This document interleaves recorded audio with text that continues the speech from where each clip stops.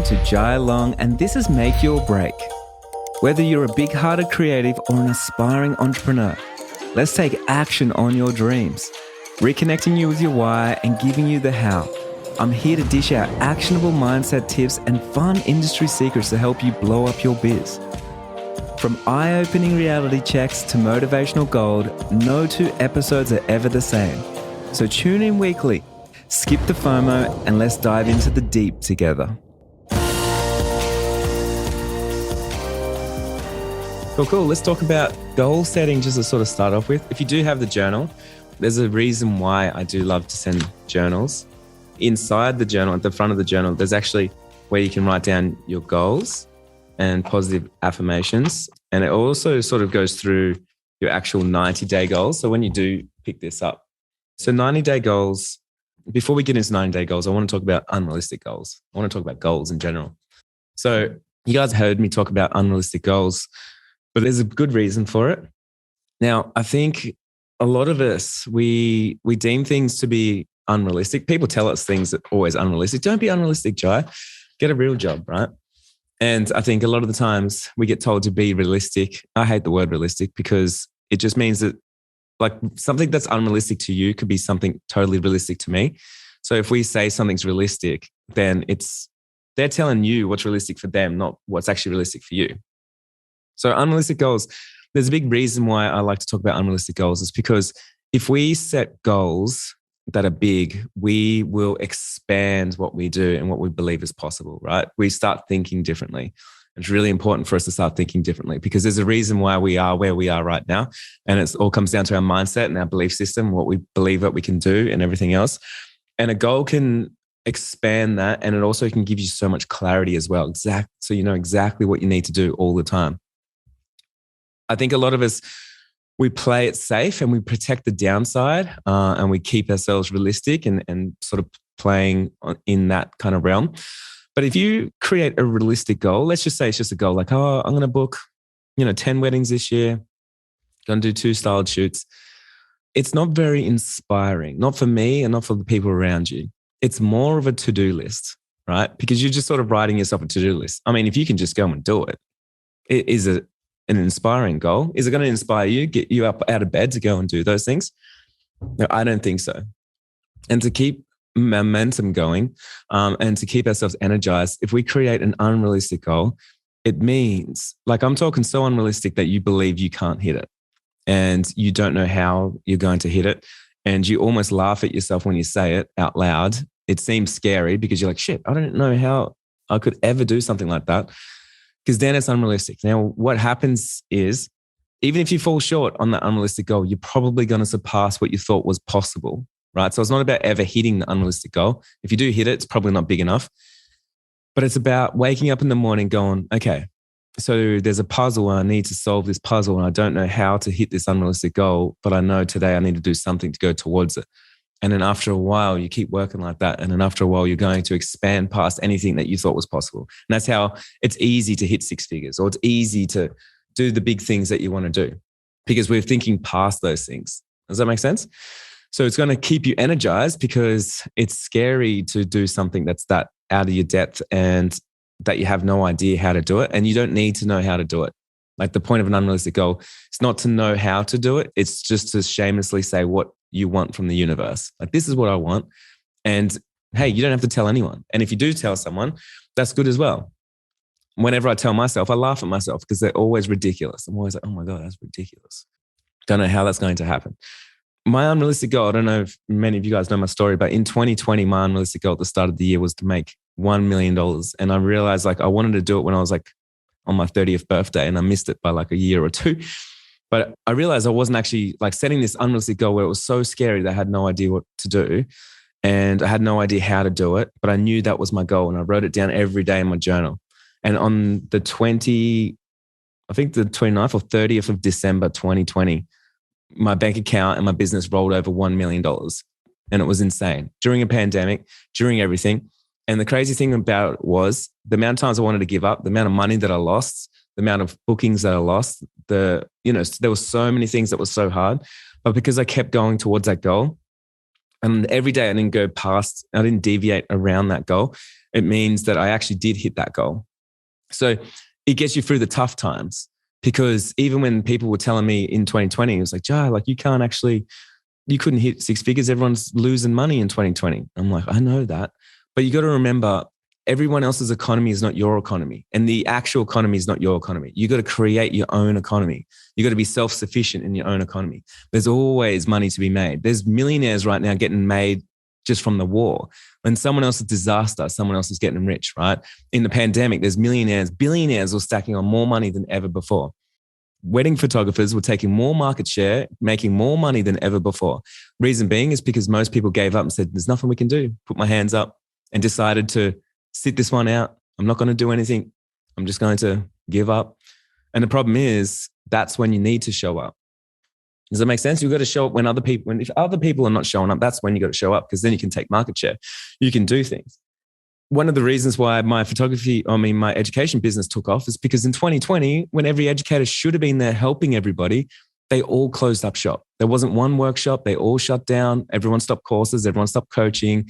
Everyone's feeling sorry for themselves. And I was like, oh my God, like when you actually need educators, there's no one here. So I doubled down all my money and I expanded as far as I could in that time, because I had to. That's when people actually needed me, right?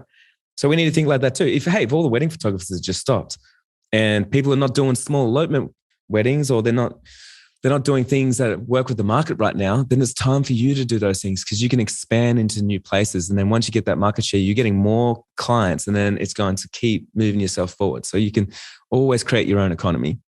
When people say, hey, it's a bad economy, maybe 20% of people are unemployed. Hey man, that's not me. I'm not unemployed because I work for myself, right? It's more safe. And you would have seen this in 2020. It's more safe to work for yourself than to have a job. And most people think it's the opposite. Oh, just quit my job. It's so scary. It's so unsafe. Well, guess what? People that work for themselves didn't lose their job. I mean, they just learned a new way to hustle. They got into a new room. They just put on a new offer. They pivoted, they changed, and they made more money. But the people that lost their jobs were the ones that were like, I thought I was so safe. I had a pension plan. I've been in that job for 10 years. I've been scared to quit. And the second that things turned south, they just chucked me to the curb, like I was nothing. Puts a new perspective on things, because, hey, I'm not scared if there's a downturn or if there's a recession, because I work for myself, man. Like I can always work something out. And I know I'm going to show up for me. So I know if I had a boss, they're not going to show up for me, because I'll be the first person they'll cut, especially if I was expensive. But if I work for myself. Now, unrealistic goals, they're going to keep you on track, and all goals are going to keep you on track. And your goals are too important to write down once a year. And that's one of the biggest problems that everyone has. And I see this all the time, because you write down a goal and you get inspired today and you're going to write down some goals. And then in 5 weeks time, 6 weeks time, you're like, oh man, I'm trying everything. I don't know what to do. And we get stuck and we get lost because we don't go back to the goal. Now, when I first started as a wedding photographer, I wrote down my goals and I had unrealistic goals. My unrealistic goal, my first 12 months, was I wanted to be a 6-figure wedding photographer. Back in those days, that was almost impossible. That was like Jonas Peterson and Sam Blake and all the big timers did that. No one else, right? Nowadays, everyone can. So I wanted to be a 6-figure photographer. I wanted to be an international wedding photographer. I wanted to be published, and I wanted to be well on my way to have a workshop. That's what I wanted for my first 12 months in business. And hey, I did everything I had to do to make that happen. Like I worked for free. I got into the right rooms. I talked at workshops for free. I introduced myself to all the magazines, so then that way I could get something featured. I hit all those goals, which is amazing in that first year. But what I did do is I wrote down my goal, all those unrealistic goals every single day. And then when someone got in touch with me and they said, Jai, I know you don't have much money right now and you're working for free, and a friend of mine is telling me that you're kind of struggling because you got no paid work. Would you like to come do some family photos for me? And I'd say, no, I wouldn't actually. I'm like, why not? Why would you leave money? Because I wrote down my goal today. And to be honest, family photos wasn't on the goal list, which means I'm just going to eat 2-minute noodles today and just keep going towards these goals, right? And that's what I did. And so if there was ever a decision that came up, I would look at my goals literally and I would go, well, does it work or does it not work? And then the same thing. If someone said, oh, Joe, I'm having this amazing wedding. It's going to be in New Mexico. It's going to be an international wedding. I'll look at my goals and I'm like, does it work? Yeah, that is the goal. I'll do it for free. I'll do whatever I have to do to get myself there, because that is the goal. Does that make sense? The goal wasn't like, oh, I need to make lots of money and I need to do all these things. I had my list of goals. So if you can do that, it means every decision that you make in your business needs to come down to that. Like, for instance, if you wanted to get better, if one of your goals was like, I want to make 6 figures, I want to get better at business, and then the business map came up, it should be an easy decision for you to sign up to this, right? Because you're like, oh, it's on the goal list. But if that wasn't on the goal list, then you shouldn't have signed up. If you're just like, well, I don't want business, I just want to shoot photos all day. Well, that's a different goal. So every decision in your business can come back to that. It means every day you're working towards something that's going to get you closer to that, and including the clients that you take on. So I said no to clients because they just didn't fit with whatever I was doing. Like, I remember my first year, someone offered to pay me, and this was a lot of money back then, $2,000 to shoot their wedding. And it was going to take me away from 2 weddings that I was doing for free that were my perfect clients. And I was like, I can't do it. I have to go and do these other ones. And everyone thought I was mad. I thought I was mad. My wife thought I was mad, you know. But if you stick to that goal, then you can always move forward in that right direction. So that's why it's important to write down once a day. Now, imagine if you woke up in the morning, instead of looking at your phone, and you wrote down something crazy, like your crazy goals, and you wrote them down, and you need to write them down every day. It can be the same thing. It doesn't matter, because when you first write it down, it is crazy and scary. And then after the 10th time, you start going, oh yeah, I'm just writing that down again. I'm looking at it. And after the 100th time, you're like, I believe it. Like, I'm going towards it, you know, because I've told myself that many times, like it's a thing. What decision do I need to make today to make that happen? Now, the crazy thing is too, it's how fast you blow up your business is dependent on you. Because if you want a 6-figure business, you can do it in just a couple of months. You could do it in 1 month if you want to. I've built a business and launched it, and I've made 6 figures in 1 month. You can do that. There's someone in this course that did from 0 bookings, never shot a wedding before, to 3 months. This is Steph. She's on the podcast, and she hit 6 figures in 3 months. If you want to do that, you can. Totally up to you. There's no one in the world that's ever going to stop you except yourself. Because a lot of the times ourselves, we say, oh, I need more experience though. I need a website. I need a logo. I need to do my price guide. I need to watch more masterminds. And we think about all the things. Now, to tell you how fast you can blow up your business, I mean, here's a good analogy, like a piece of string, right? You have a straight line. So if you have a goal right now, let's just say you want to shoot an international wedding. That's your goal. Now, what you could do is you could go, instead of going a straight line, you could go up and down like this. And then so you go, oh, so I'll make a website, and then I'll make a price guide, and then I'll join a mastermind, and then I'll do a rebrand, and then I'll shoot some photo. I'll do a styled shoot. And then hopefully that styled shoot will get featured somewhere. And then and then after a while, you got such a to-do list, you get so far away from your goal because you're stuck on all these things. And it's just to mask our insecurities, because we're like, well, I don't actually think I'm good enough to hit that goal. I don't believe I can. So what I'm going to do is preoccupy myself with a trillion things. Hopefully I never get to that goal, because that could be scary, right?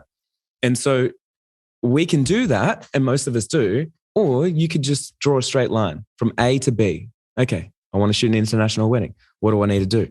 Well, I probably need to go and ask someone if they're getting married somewhere. Maybe I need to go overseas.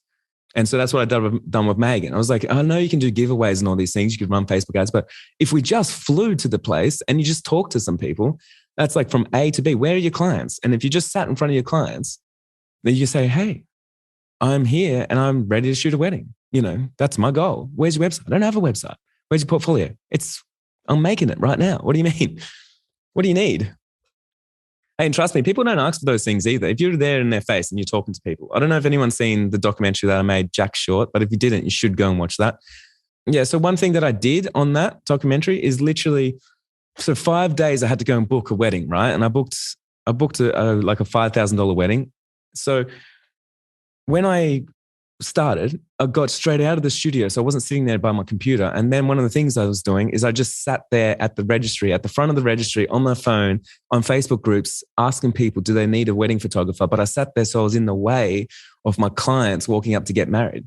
Does that make sense? Because I was like, where the piece of string? I can't wait for someone to randomly Google wedding photographer, find my website. It's good enough because my logo is amazing, to get to my price guide. Like, I just didn't have time. I only got 5 days. So if you wanted to do that, I'm not saying sustainable, because it's not a sustainable business, but I'm saying you can smash out 6 figures if you wanted to do that. Now, a sustainable business is the next level thing, because what you do once you get some money in is you start going, okay, so now I don't want to be sitting out there in the cold all the time doing that. So what I'm going to do is I'm going to start building a website, a sales machine. I'm going to start working on all the other things. And that way you're going to passively start bringing in some clients. And you've already got some money to do all that because you just went and made some money.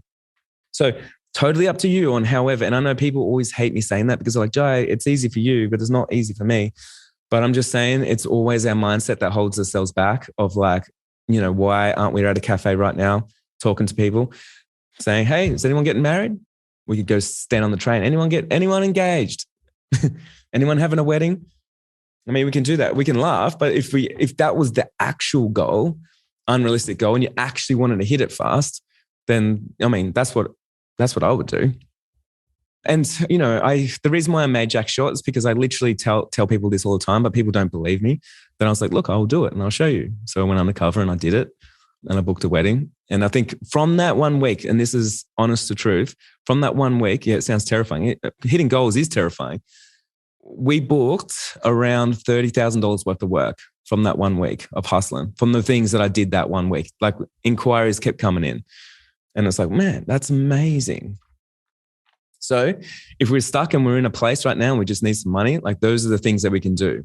It's uncomfortable. That documentary, I'll stick a link to the documentary.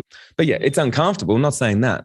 So then we can take a more of a comfortable way of like, okay, so I don't want to go that fast, Jai, because that's just insanely uncomfortable, obviously.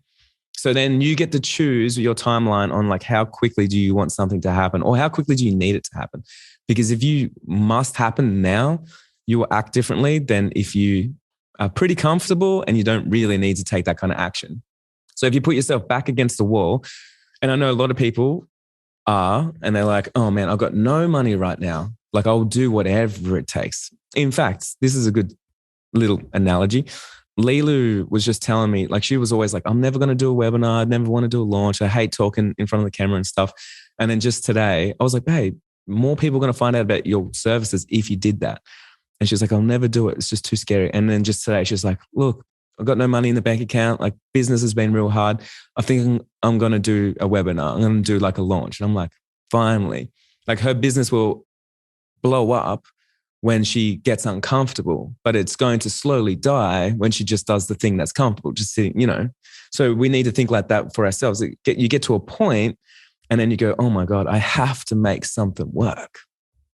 And so for me, I do that all the time. Like that's why I've got like lots of employees, and that's why my overheads are expensive, and I'm doing big things because I'm expanding all the time. But for me, every month I'm like, oh man, we need to make something happen. We got to do a bigger launch. We have to do something because otherwise we're just not going to be sustainable.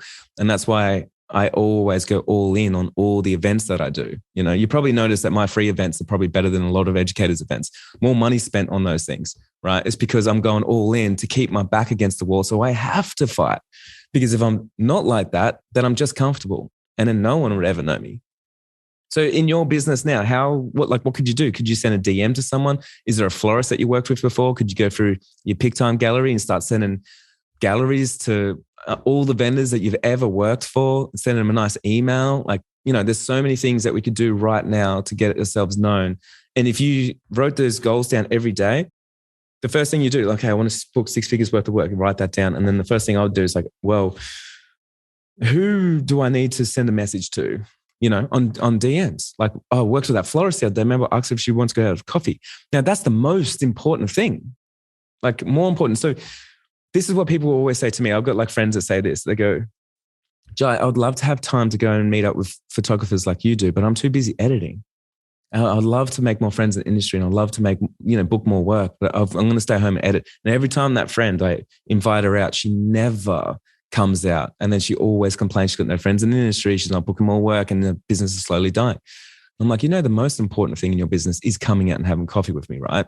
Like it's the most important thing. The amount of connections that I have with all the people that I meet up with, and they all refer me work, I prioritize that way above, like having fun in my business. I prioritize that way above than me sitting there editing or building a new website or doing anything else. So we're here to expand. That's what an unrealistic goal is. And it will help you expand because you'll start thinking of things that you thought was possible. And here's the other little secret that you need to know. You need to build a business for not today, but for where you want to be. Now, for instance, the amount of people that tell me, Jai, I'd love to sign up to Studio Ninja or like a CRM to look after my clients, but I can't afford it. And it's just not for me right now, but maybe one day. Now, if you book 6 figures worth of work, you have to have something like that, right?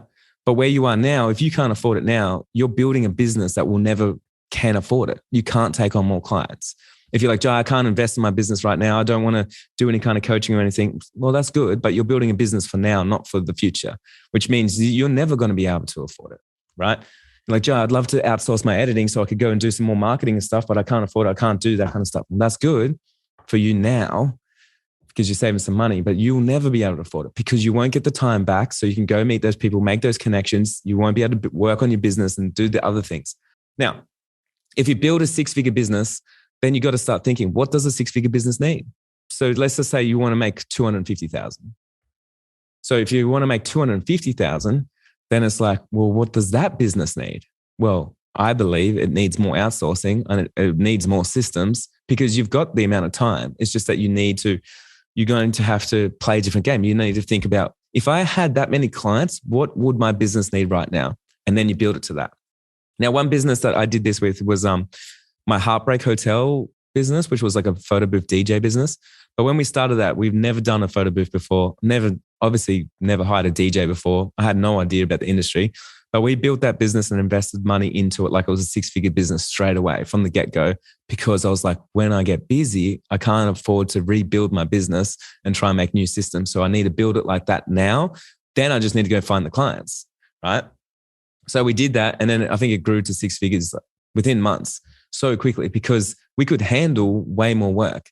So if you obviously right now going like, I want to make 6 figures one day or 250K, but I don't even know how I'd be able to find more time or how I'd even get there because I'm already too flat out with the clients that I do have and I only make $20,000 a year, then your business is not built right for a $100,000 business or 200 or $1 million business or $2 million business, right?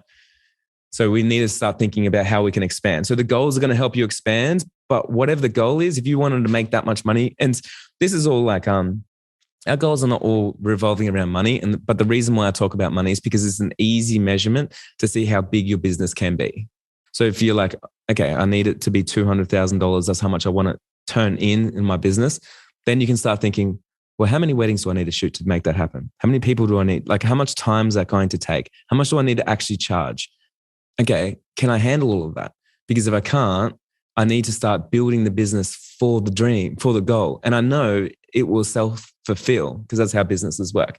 But if I play really small and I just keep it as a $20,000 business, it's going to be really hard for it to ever expand or ever get in new clients because chances are you're going to leave a lot of doors shut and a lot of money on the table because you just can't take on the work and you're too busy fixing the price guide and doing all the other things that we do, So goals. So one thing that we want to do for the next 12 months to keep you guys on track with everything is you want to break the whole course and just the next 12 months into 90-day goals. 90-day goals is 3 months and that's 1 quarter.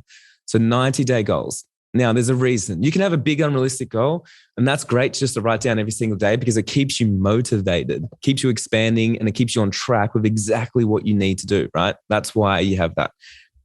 But your 90-day goals is your strategy.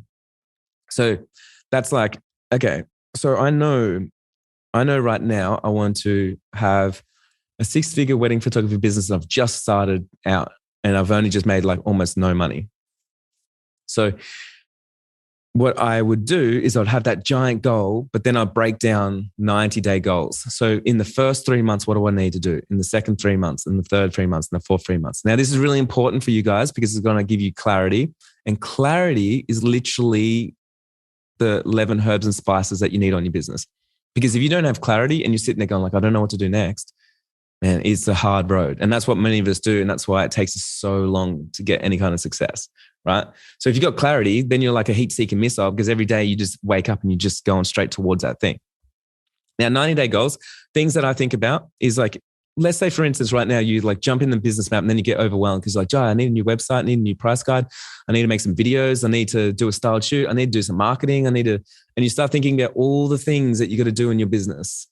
You're going to feel overwhelmed and things are not going to happen as fast as you expect them to happen.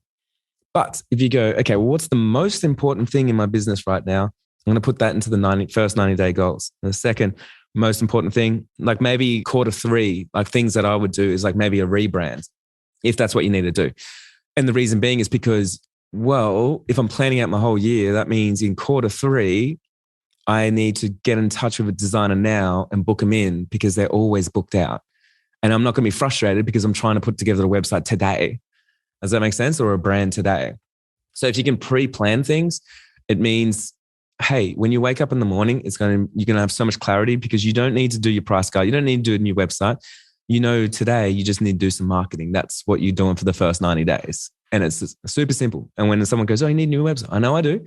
I'm doing that in 6 months' time because I've planned it all out and I'm mood boarding it.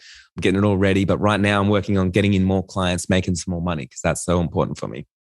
So when you write out your next 90 days, and depends on how much time you want to put into your business, because I know some people just want to stick in, half an hour a week, and that's totally fine. It's all you need to put in, like an hour a week if you needed to. But you need to make an impact with that hour. But if you're a little bit like me and you like to do a lot of things, so things that I would work on is like, I always work my way backwards through things from most important to least important. So to me, because I'm a little bit more wild with the way that I do things, I go, most important for me is an irresistible offer. Because if I don't have a website, it doesn't matter. I'll just send them my price guide. You know what I mean? Like I'll just email it to someone if I need to. So for me, that's the most important thing. As long as I got my offer. So if I talk to anyone, if there's any marketing, anyone finds me or something, I'll go, yeah, I'll send you my price guide. No problem. I don't have a website yet. I don't have anything else, but check out this irresistible offer. And I'm confident in my offer. I know that it's all good. I worked it all out. I made a really good high converting price guide. I know my numbers, how much money I actually need to make, all that kind of stuff. So for me, I work there. Then I start working my way backwards. Well, the next thing I probably need is people are going to get in touch with me and they're going to have client meetings. So I'm going to set up my emails and have killer emails and work out my sales. And I'm going to have an automated client system so people can book themselves in to come and meet me on Zoom or in my studio. So they're the things that I would work in on the first 90 days personally. Then the next 90 days, what I would work on, 90 days would be, for me, would be my website and my branding because I'm working my way backwards. So then that way I'm like, oh, so someone can find me. If they find me with no website, that's fine. I can send them my price guide. But now I can send them my website and then they go through and I know my email's awesome and I know my pricing's awesome. So the funnel's working my way backwards. Then from there, I just need to get more people onto my website. So I'm like, okay, maybe I'll work on some Google stuff. I'll start creating some more content to get more people on my website, have some real high converting blog posts. And I'll probably even spend 90 days just like working on some really good blog posts or something. Get some traffic onto my website, like pin it onto Pinterest, make some videos, put it onto my blog, like things like that. Then I'd start working on like, okay, so now I've got some traffic coming in. What do I need to do next? Well, I need to really just like start turning up the marketing. So I need to go and start talking to venues. I need to meet some venues. I need to turn up some content even more. I need to systemize things. And probably the last one is I'll systemize it because now I've got clients and I've got a funnel. And so the last 90 days, I'll systemize things to give myself a lot more time back. And I know for next year, I'm good to go because I've got a good system and I've got clients coming in and I don't need to rebuild my website, do anything like that. So if you can think like that and break it down, and everyone's going to be completely different here. Everyone's done completely different things. Or if you just started, like whatever it is. But if you put it into blocks like this, it means you're not going to jump the gun. And if you do jump the gun because you already finished something, that's totally fine. But what I do in between things, instead of jumping the gun, is I'll create more content.